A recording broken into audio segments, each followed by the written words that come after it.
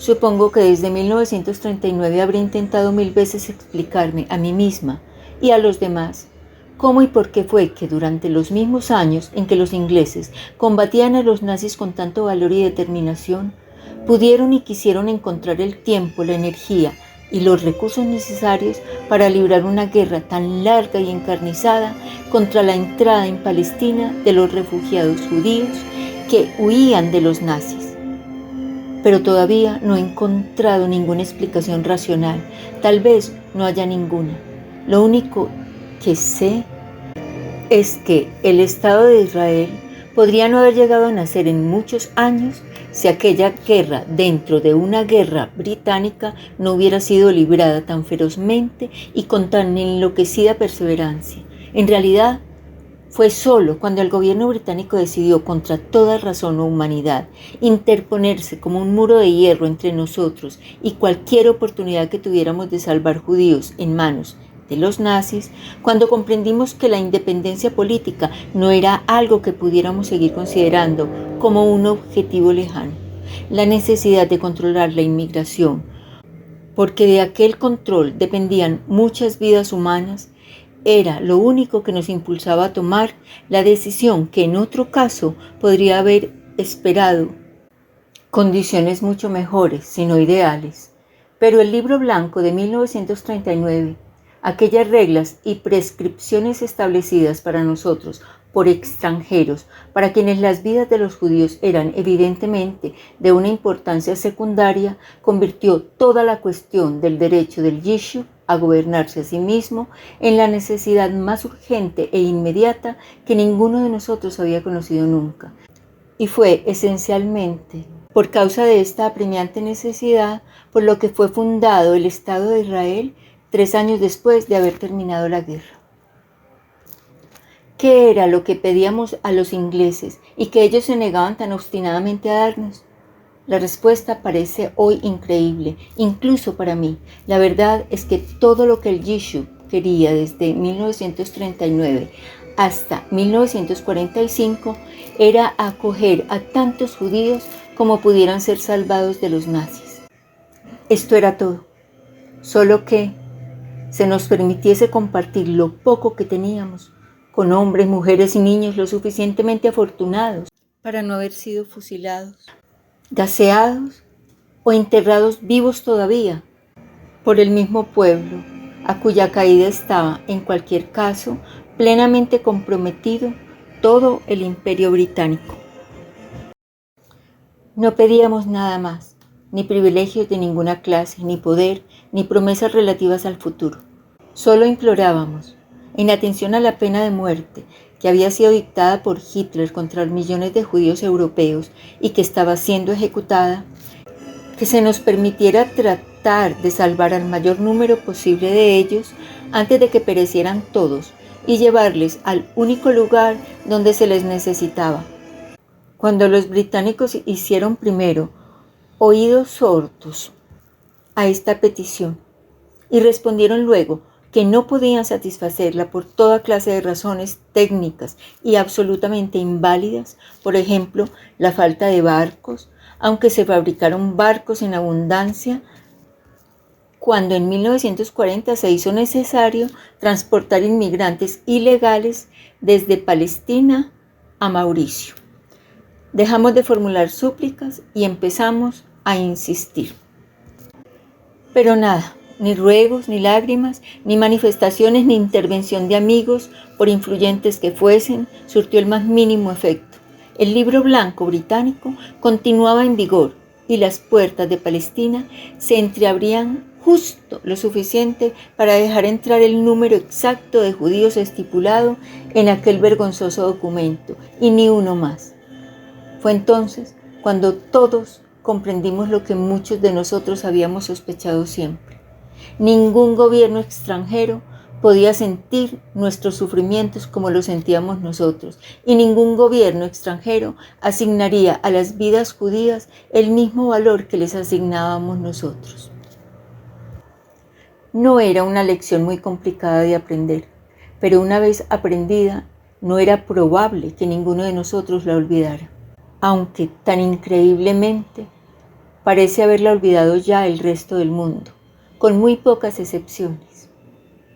No era preciso recalcarlo como si existiera alguna opción real o como si toda una serie de otras naciones estuvieran haciendo cola ante el Ministerio de Colonias británico solicitando recibir refugiados para alojarlos, alimentarlos y rehabilitarlos. Unos pocos países estaban dispuestos, para eterno honor suyo, a dar acogida a algunos de los judíos que lograsen escapar al Holocausto. Pero en ningún lugar de la tierra, a excepción de Palestina, existía un solo país que estuviera deseoso de recibir a los judíos, dispuesto a pagar cualquier precio por ellos, a hacer cualquier cosa y a correr cualquier riesgo necesario para salvarlos. Los ingleses se mantuvieron inflexibles, seguían luchando como leones contra los alemanes, los italianos y los japoneses, pero no podían o no querían enfrentarse en absoluto con los árabes, aunque una gran parte del mundo árabe era abiertamente pro-nazi. La verdad es que, a la luz de lo que estaba sucediendo al pueblo judío, no puedo comprender aún por qué los ingleses encontraban imposible decir a los árabes: no tenéis por qué preocuparos. En cuanto acabe la guerra, nos ocuparemos de que se cumplan plenamente todas y cada una de las cláusulas del Libro Blanco.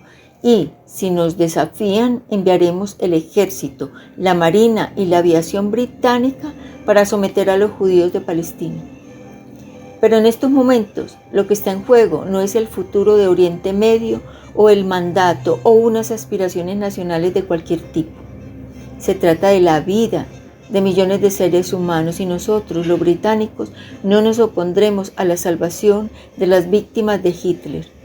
El Libro Blanco tendrá que esperar hasta después de la guerra. Y después de todo, ¿qué habría sucedido si los ingleses hubieran hecho pública una declaración de este tipo?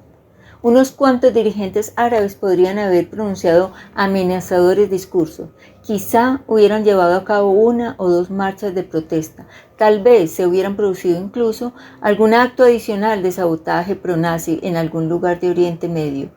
¿Y acaso hubiera sido demasiado tarde para salvar a la mayor parte de los judíos de Europa de todos modos? Pero unos millares más de los 6 millones podrían haber sobrevivido. Podrían haber sido armados unos millares más de los combatientes y guerrilleros judíos del gueto.